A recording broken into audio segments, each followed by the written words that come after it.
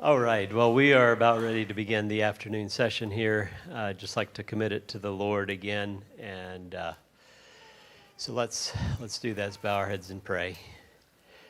Our Heavenly Father, we bow and worship to you. You are a great God, and while we understand so little, we also understand that in spite of that, you invite us to know you and to be in relationship with you.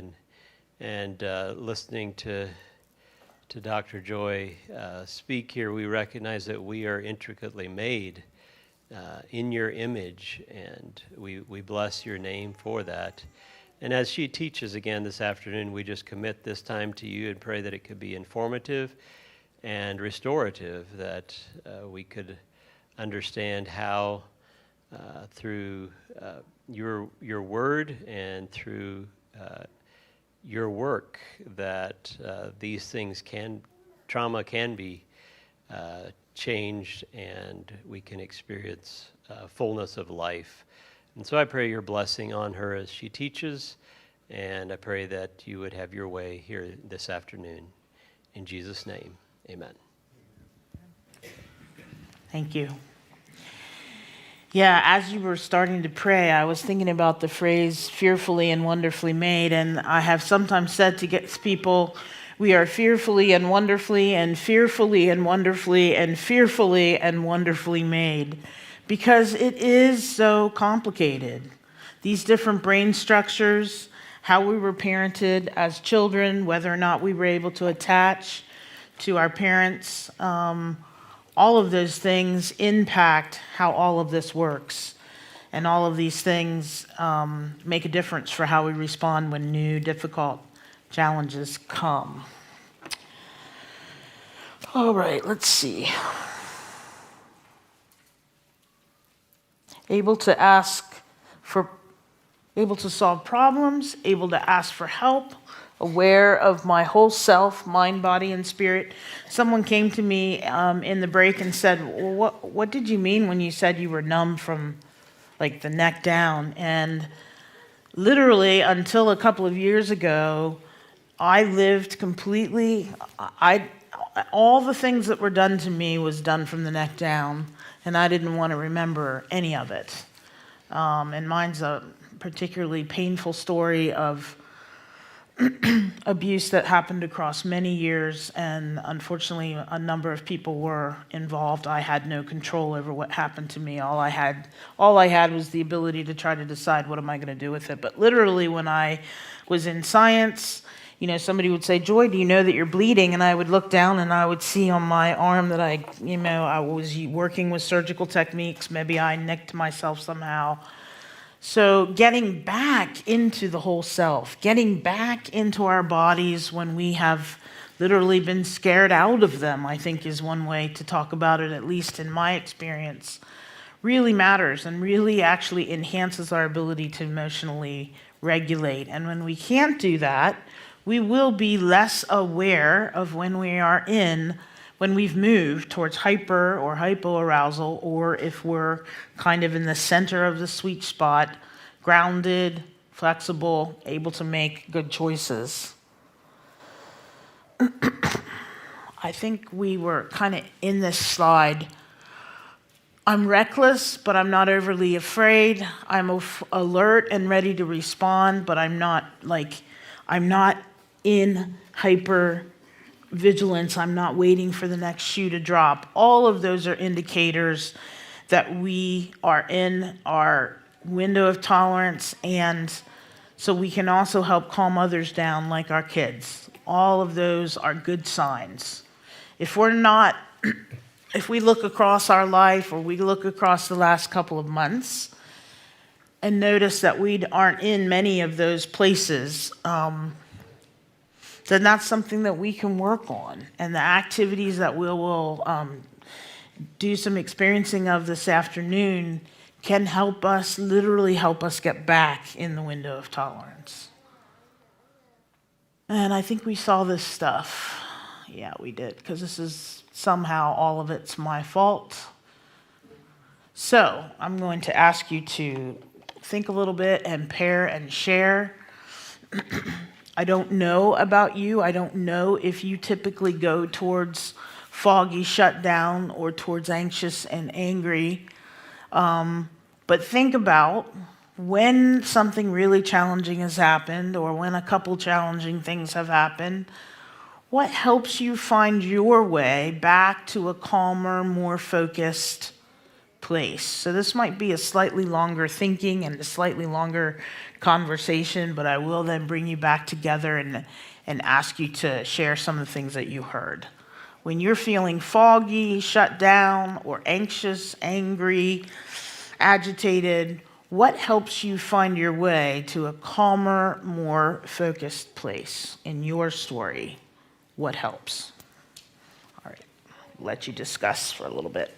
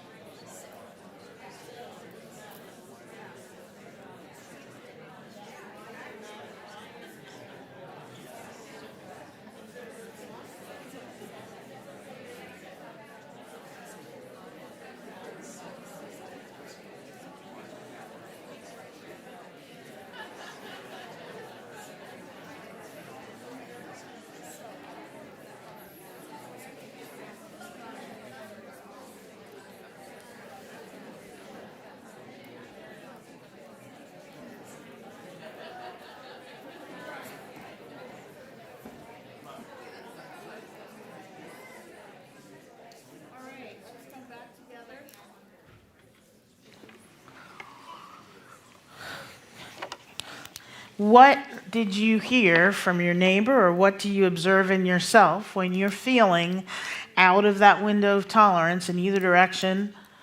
What helps you find your way to a calmer, more focused place? Say that again. Talking to a safe person. Yes.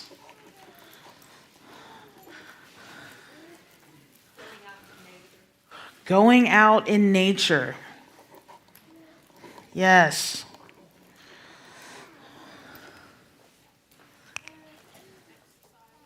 Exercise. Finding a need that I can control and feeling it, encouraging others. Yes. Finding a need I can control or I can respond to. And that might be one of your own needs or someone else's need. Yep, that's excellent. Feeling gratitude. And can you say more about how do you remind yourself what you're grateful of? I speak out loud. Yes.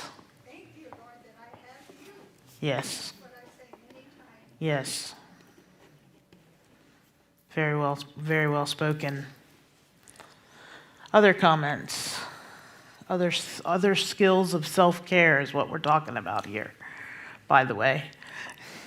When I feel that way, I like to go to a safe place by myself, and I tell the Lord exactly how I'm feeling, and then I ask Him to tell me what He thinks about me. Yes, That has brought me a lot of healing. that's wonderful. Going to a safe place with God and having a conversation. That's beautiful. One or two more. Ask for help. Yes. A critical skill. I ask for help. And that's going to come up again in the next slide or so.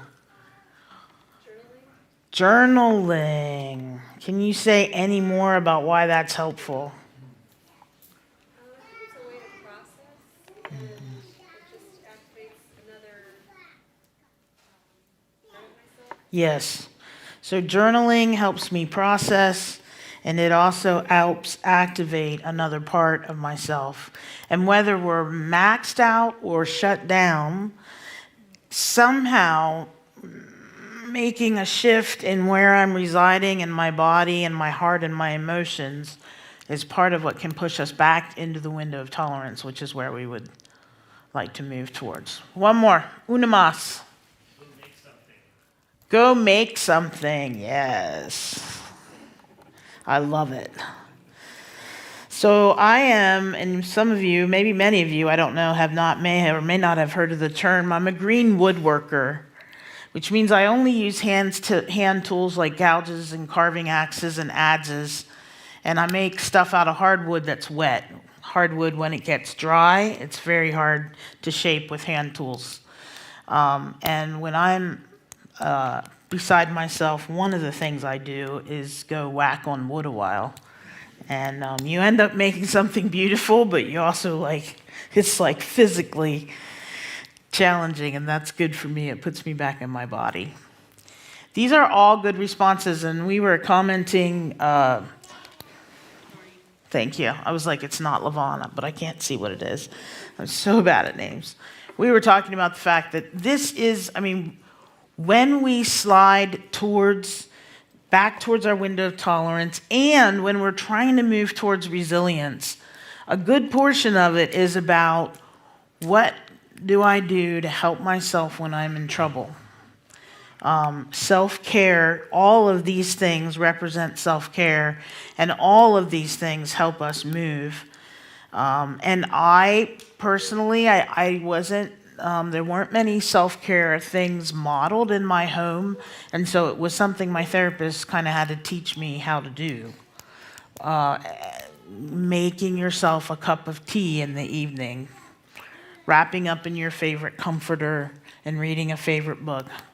calling a friend, texting a friend, reminding ourselves that we are not alone. All of those things can help pull us back towards the window of tolerance. And this matters, again, right? Not just for trauma survivors. All of us are at our best when we are able to recognize when we are in a danger zone, where we feel like we're moving towards hyper or hypoarousal, and these kinds of activities can help us move back towards center. And at one level, it sounds ridiculously simple, and yet there is also a certain sort of maturity and intentionality about moving towards these things. And we can often put them away on a shelf and just try to power. One author I read, she talks about white knuckle powering through, that until she got into trauma treatment, she was so used to, I do have the capacity to will myself from this day to that day through just sheer force. But that isn't sustainable, and I also don't think it's what God intended for us. But a lot of people that have had hard things, we also talked about the fact that many of us are doers. And so when I am closer to the hyper-aroused, I might run around and I might do lots of things, but it doesn't actually calm me down. And so it's not just about doing, it's about doing the sorts of things that will help us apply the brake pedal and take the foot off the gas.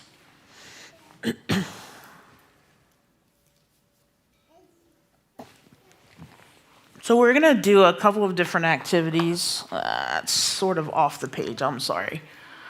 I think you can read it. Where are you now? Take your measurement and write down your number. So if 1 is, I am like so flat and foggy that I'm going to fall over. I'm so gone. I'm frozen. I'm numb. That's a 1. Or 2 or 3. Where are you related to your window of tolerance? Some of you might be at 4, 5, or 6, and that's fine. And some of you might be at 7, 8, or 9, and that's okay too.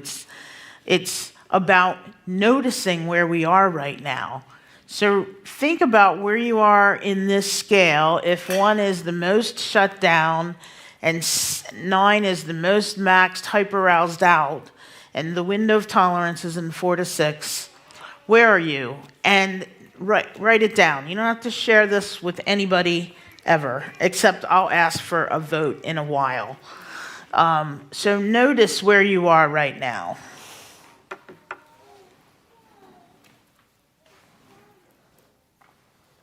All right, we already did shake it out, so we're not going to do it again, but I wanted to see what did I write about why it helps.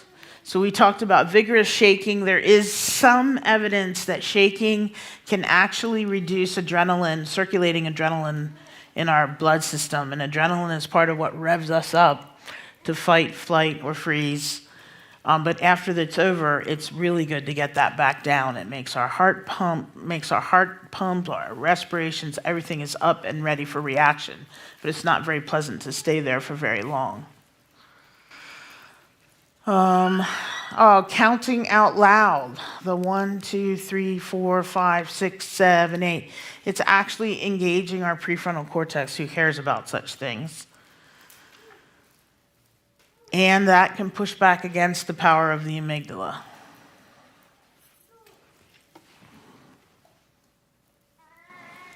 These are simple elements of self and other care. Acknowledging where I am right now and responding to where I am right now really is what leads us towards resilience and towards the window of tolerance. It reminds me, when I think a lot about self-care, it reminds me of how we care for our kids. When my little kid falls down and bumps a knee, I pick them up and I take care of the bump and I hold them until they stop crying, or I comfort them. Do we as adults deserve any less than children if we are sad, angry, exhausted, harmed, distressed, maxed out? White knuckling through our adult lives is a really bad idea. But I think it's often what we do because it's what we know and it's what we've seen our parents or our communities do. We deserve care. The difference between a child and me, the difference between toddler joy and 57-year-old joy is that I now, as somebody said, I ask for help. I now have the capacity to reach out and ask a friend or to think about what are the things that I do that can help me come back towards center. It's just an example. As an adult, if I cut myself in the kitchen, I stop and get a Band-Aid. Are we really saying that when we are emotionally harmed that it is less important to stop and think about taking care of what's happened?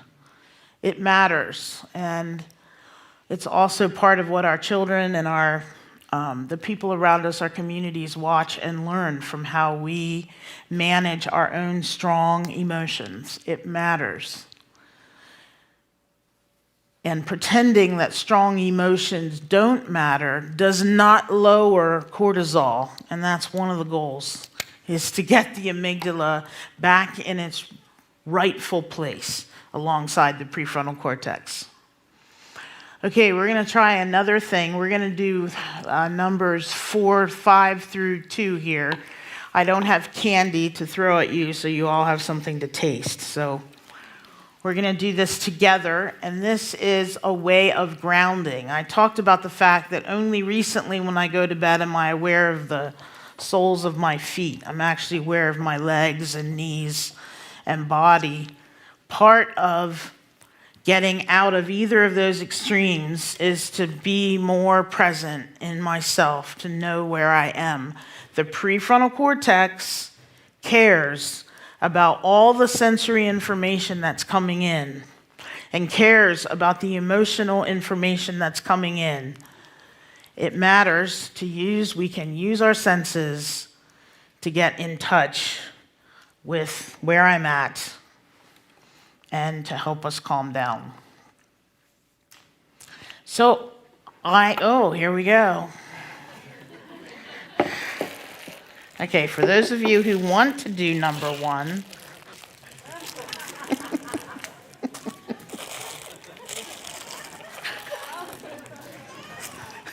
I missed some.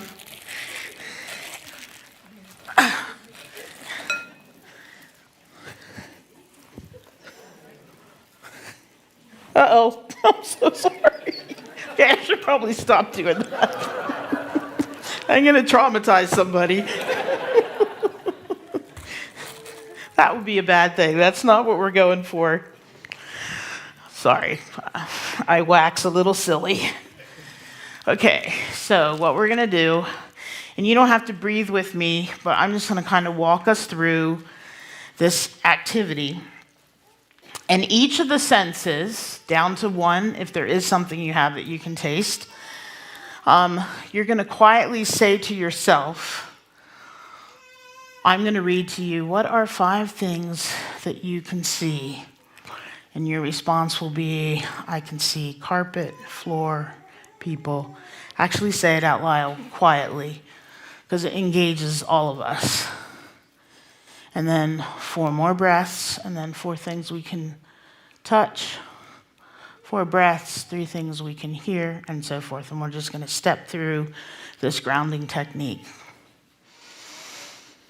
4 breaths each time. Thank you for that clarification. So, in your own time, draw in and 4 deep breaths. I'm going to just count my own. 1, 2, 3, 4. What are 5 things that I can see? I can see the floor, and my mic, and my jacket, and my hands, and all these people. And then 4 deep breaths.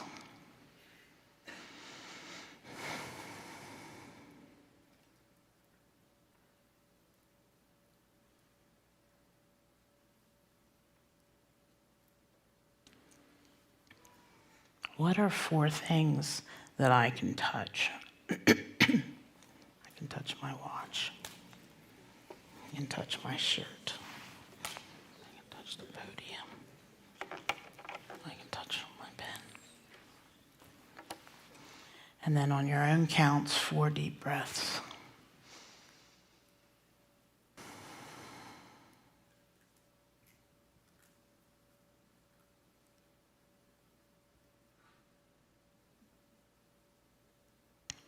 What are 3 things that I can hear? I can hear other people breathing. I can hear the sound of the computer. I can hear other people talking. And 4 deep breaths.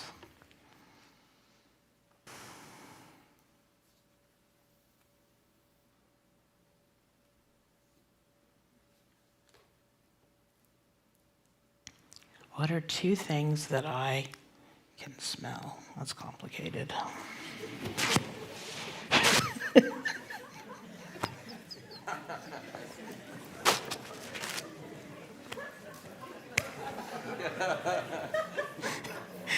I love you guys.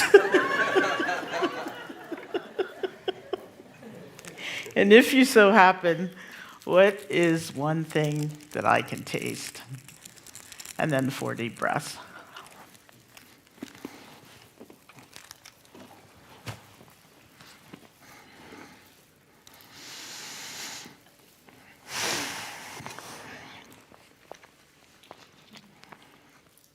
I can taste my candy. I didn't say it out loud.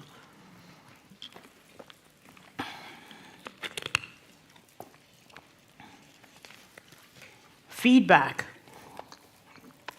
How weird was that? It's a little weird, right? Can you imagine doing this with your kid if they've fallen down and bumped their knee, maybe they're 6 or 7? Why might this be helpful to a traumatized brain that's struggling to get back into the window of tolerance?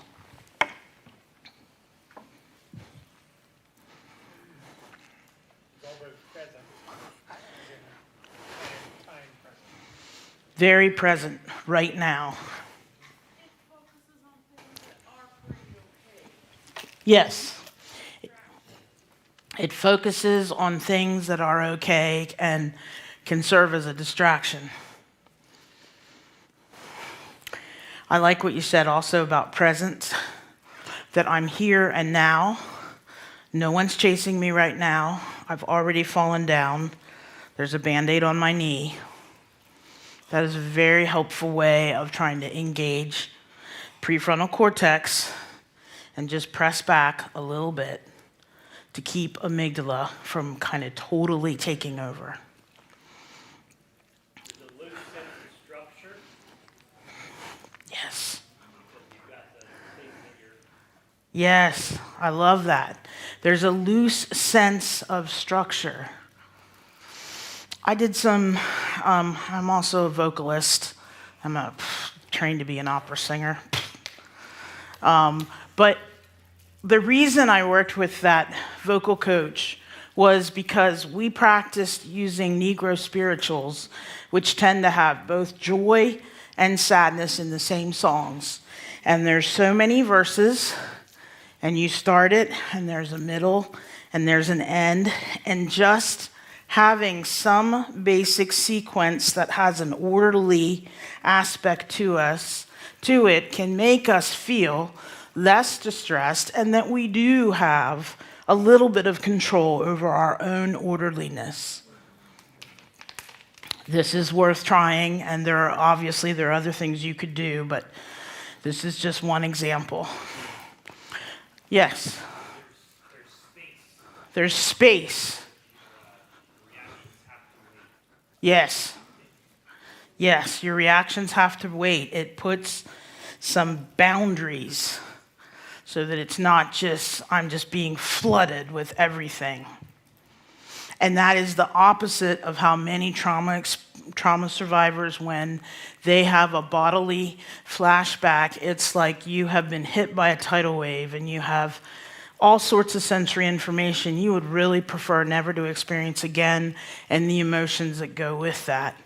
And so this is a way of honoring and noticing the body, but doing it gently and different aspects, and it can help you feel a tiny little bit more in control when you're feeling out of control. The breathing helps control the physical body. Absolutely. There's even, I didn't include this, but it's easy to learn. So when you breathe, there's a couple different ways. I'm going to do the shortest version because it's easiest to teach. If you breathe in mentally in your own, on the count of 4, and you hold for 4, and then try to exhale for 6 to 8. So the inhale time is taking much less than, it's taking almost a quarter time. And so the holding and the exhale is much longer. This actually helps you step on the brake pedal in the autonomic nervous system.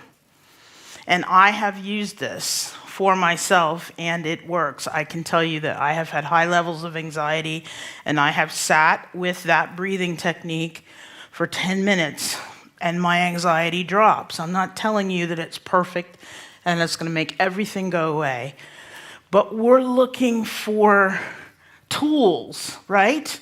We're looking for tools to help ourselves and help others not be consistently overcome by whatever the trauma was. Breathing in rapidly and exhaling slowly presses the brake pedal in our brains. Any other comments? Does it make sense? Again, the prefrontal cortex receives information from every part of our body, all of our sensations, our respiratory system and what it feels like to expand your lungs. All of that is feeding back into here and helping me have a sense of this is my body, this is the space I'm in, and even though I've been distressed, I have a little bit of control. I'm a little more okay. I have a friend who's a therapist who works on the West Bank with Palestinian, they're not refugees, they almost are in their own home, but they face, sometimes these neighborhoods face shelling every day. And one of my questions to him was a question that other people had asked to me when I teach about trauma. They're like, it's all well and good, but what about the people that are under war-related chaos or street violence for maybe days and weeks? And I asked him that question because that's actually what a lot of Palestinians and Jews face, because there's ongoing bombardment, ongoing shootings, ongoing explosions. And he said that his experience is that if we can give a trauma survivor a tiny bit more sense of control over who we are, how we work, what we think, what we feel, that you have dispelled a little bit of the trauma, that you're giving them a little bit of healing. And I love that answer because I would say that it's true in my own life, and these are simple. You practice this 3 times and you won't need a piece of paper anymore. You could sit at the side of a friend's bed in a hospital room and have them do this with you. That's the goal, is to help find these simple things that we don't have to have an entire book to understand how to do them. Practice them on yourself. I practice this stuff on myself. So when I teach it, I know I'm teaching it from a place of foreknowledge because I'm doing these things too. Super valuable. And we're going to look at some more. Any questions before we shift? Yes? Is this the same for the hyper and hyper? That's what's crazy. One thing that we talked about a little bit in our group is that sometimes we can struggle almost with having already shut down our feelings too much that we feel a little bit numb or dead inside. Yep. And we know that's not healthy either. Nope. So what are ways that we can identify what's going on? Would you apply this Yep, it's a great question. It works from both sides, which I don't entirely know, except that I would say all of these things are tapping into trying to get prefrontal cortex engaged and functioning. Yep, it works for both sides. That's actually the beauty. For me, finding the window of tolerance and realizing how it related to my own story and how it relates to other trauma survivors, it was a big aha for me because it doesn't matter if you're shut down or maxed out. These things still are helpful, and I love that. It makes my life as a trainer and as a trauma survivor a little easier. Why might this work? Prefrontal cortex cares about information from the entire body. If I feel numb, this can move me toward sensing my body and self again. Breathing slowly, fully can lower blood pressure, anxiety, and it also can,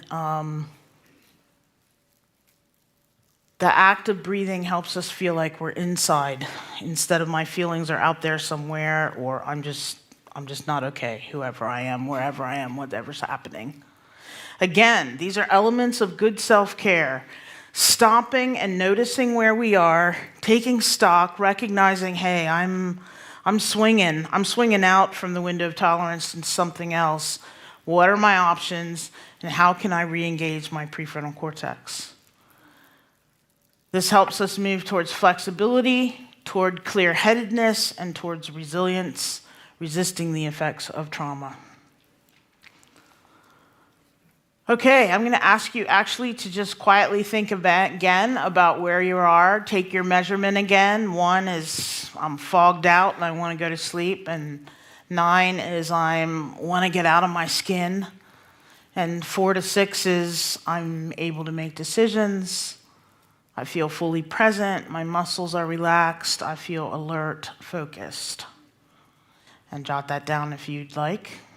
Are you talking about right now or where we're living right now? Right now, this moment, great question. Sorry I didn't make it clear. Right now, in this very moment, where are you on that scale? Yep.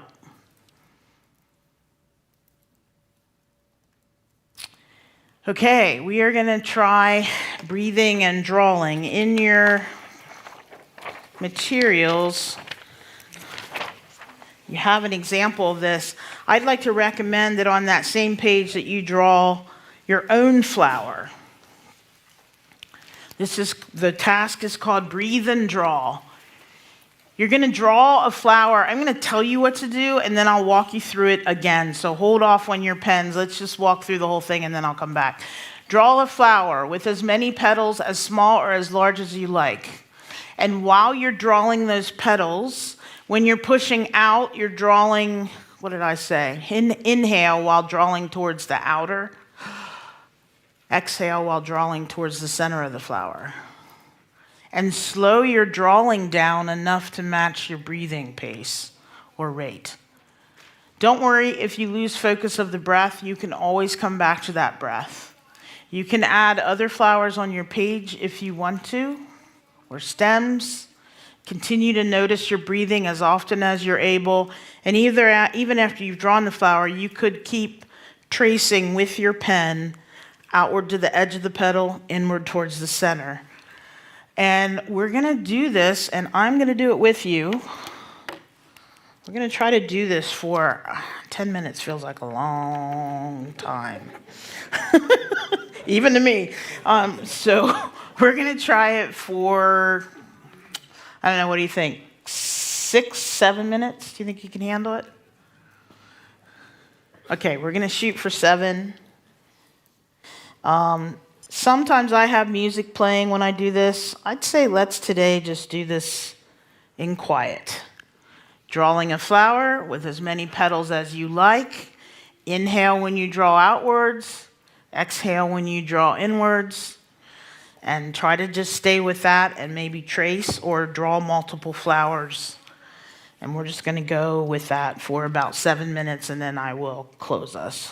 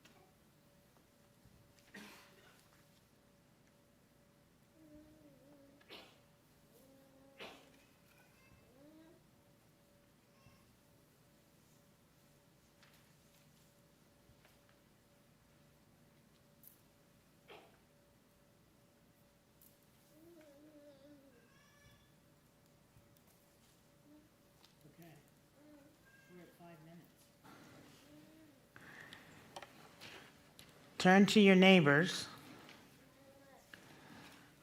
What was that like? And was this helpful? Think about your number. Was this helpful? Could you see it being helpful at some point in your life or in the life of a family member or friend or community member? What was that like for you? And could you see this being helpful at some point in your life or the life of your community? And we'll just pair and share for a couple minutes and I'll pull you back in. I have my own person to share with.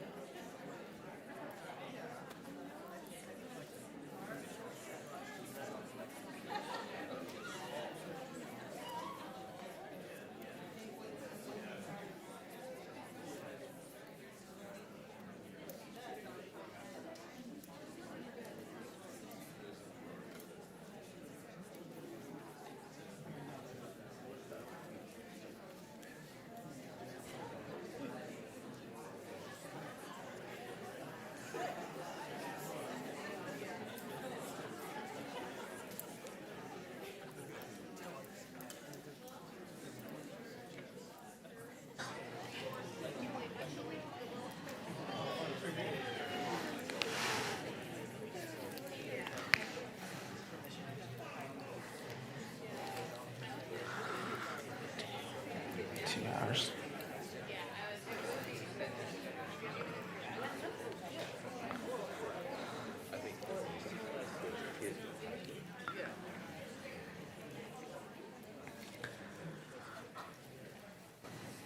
How was this for you? Was it helpful? Relaxing.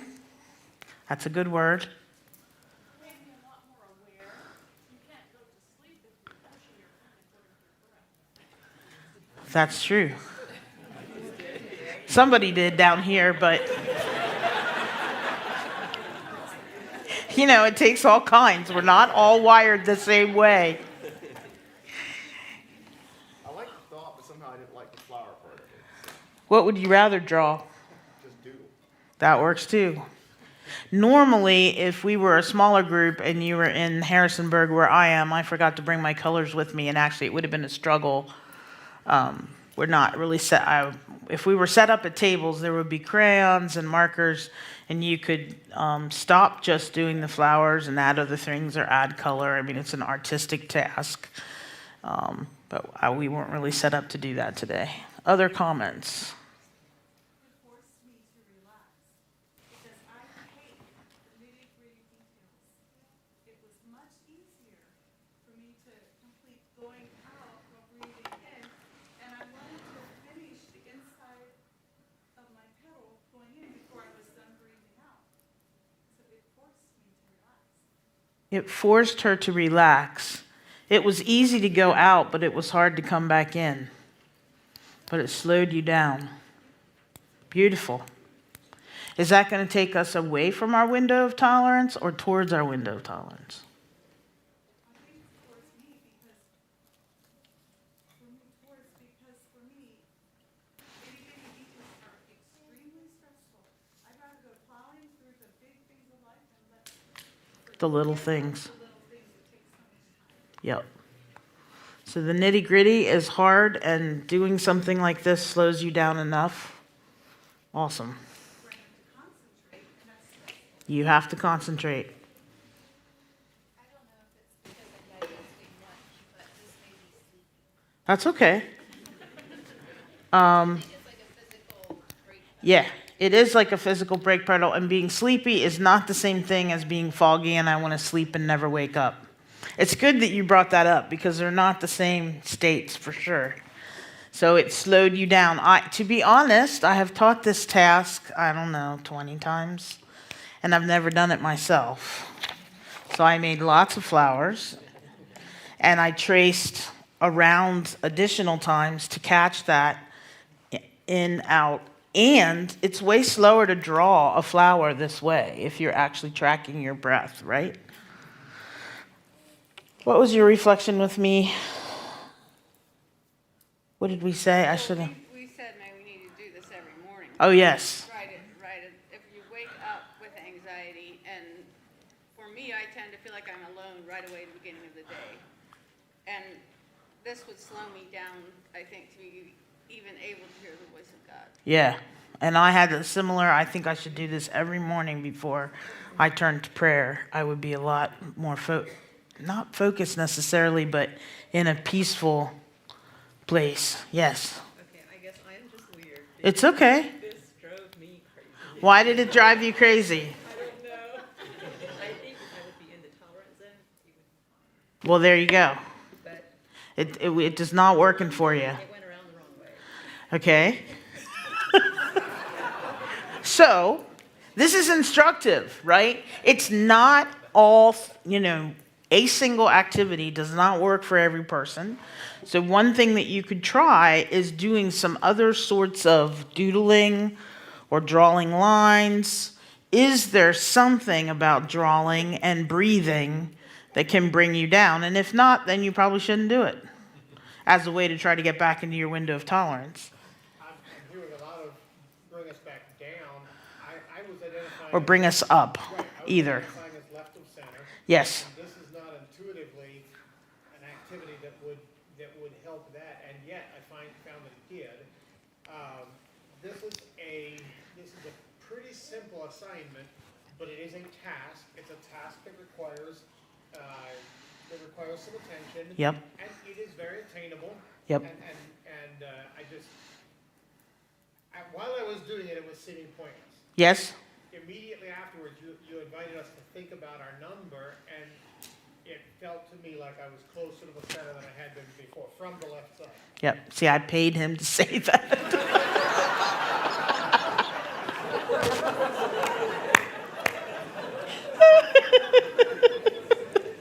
Perfectly timed. I mean, that's what's funny about some of this stuff is it's moderately nonsensical, and you're like, oh, why do I have to do this? But if it's right? So I'm holding my pen, I'm getting sensory feedback from my hand, I'm doing something that's rhythmical, and I'm paying attention to my breath. That engages PFC, I think. That question and then that one. You're first. When I was under a lot of stress at work, like just from responsibility, I just loved to garden, trimming grapes and things so because I didn't have to solve any problem. Right. I was curious, and I love going barefoot now after years in the classroom and in the office barefoot and baking bread and just is this more valuable or is this just more accessible? I wonder, like the breathing you can do anywhere. Doodling Right. you can do while you're sitting at a meeting and there are things being said you don't agree with. I paid her too.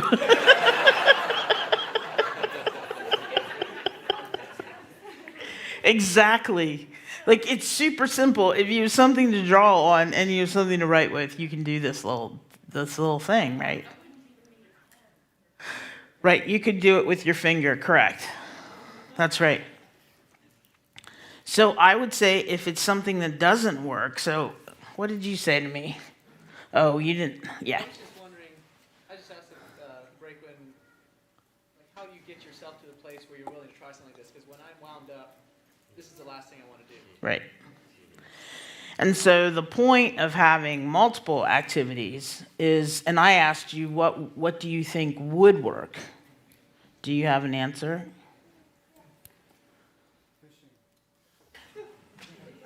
I think for me, it comes down to taking pressure off myself, so it's just giving myself space to, if I want to sit and stare at a wall, I can, or Yeah. I can go do something that sounds fun in the moment. Yeah. So I don't know what it would be specifically, but. That's okay. Yeah, the point is that we're paying attention to ourselves, to what does and doesn't work. Oh yes, thank you. Yes, I'm sorry, I missed you in the back. I'm not sure how to say it. I don't like being under a time pressure or a. Right. So like drawing up that, so the taking in the breath, that was harder, and how am I going to do this nicely? Coming back. I should have said. And so I found that the pedals got bigger, smoother, and I look forward to that coming back. And it's, I think it's a little symbolic too as well for our return. We put God in the center there. I mean, not that we're Sure. going away from God, we're venturing out, And then coming back. coming back. Yeah. Thank you. I was surprised. I don't consider myself spontaneous, but I found the ideas, the next step kept popping in. Very good. I don't know what's happening on the roof, but we might get stressed. Other comments? Have you used this activity with children? I personally have not because I mostly teach adults. But one of my questions was if you're in the classroom or if you're at home, do you think the many children that are potentially represented here, do you think it would potentially be helpful? That's my question. I don't know. They're in a calm enough state, you might have to first, Get them there. depends how far. Yes, that's right. How dysregulated are they? Yeah. Yes, ma'am. So, if I was at a state of depression, which is hypo, is that right? Yeah. Where you don't feel like doing anything. Mm-hmm. Even if these types of things came to my mind, it's a little bit what Kristen said, as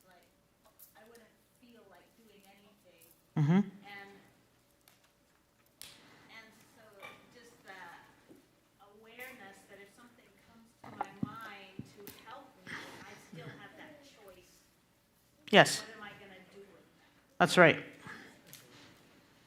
And one of the things I think that we struggle with when we're in deep depression is that we can't activate ourselves to do anything at all.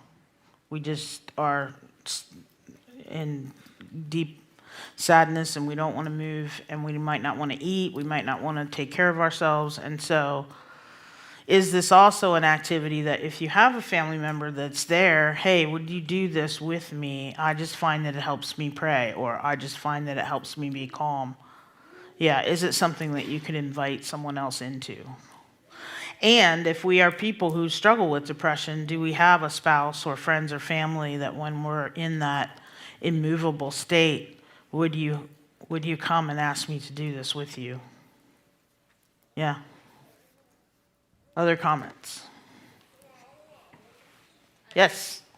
How empty is your mind supposed to be when you're doing this? I had the thought of if I was really struggling with anxiety and had some thoughts that were spinning, being quiet gives my brain an opportunity to spin them faster, or just gives the space that I don't want.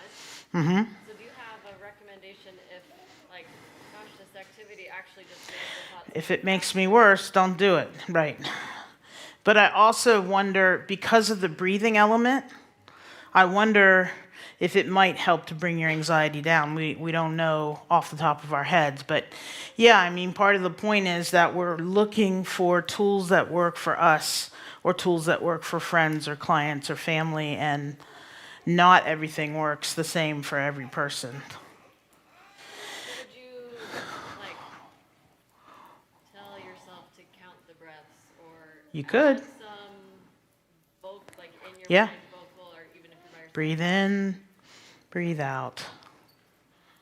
Some people do breath prayers where they're saying a psalm.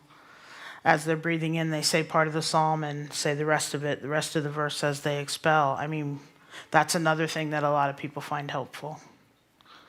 So yeah, there are many options. This is just one of them.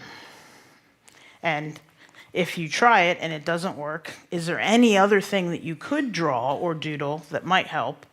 And if that doesn't work, then let's find something else that does work. Yeah, no, great questions. Anybody else?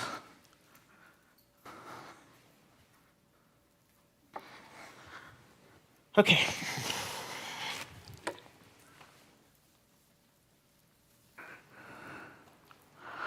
If we're zoned out, or maxed out, why this might be helpful, it slows our breathing down intentionally, which is we're trying to press the brake pedal.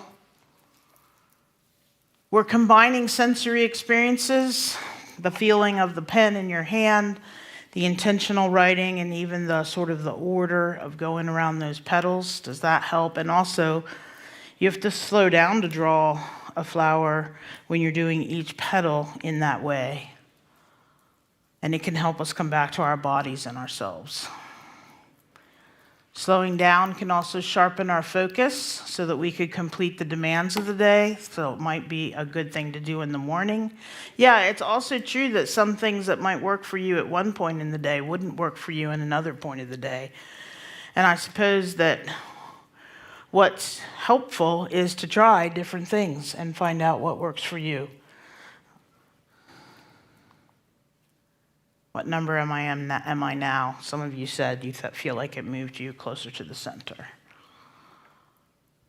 Okay, I think this is our last activity. Joanne, when are we scheduled for a break? Is it 2:30? 2:15. It's 2:11. Let's take our break now. We'll do the last one when we come back. 2:11 to 2:31, something like that, 15 to 20 minutes in there.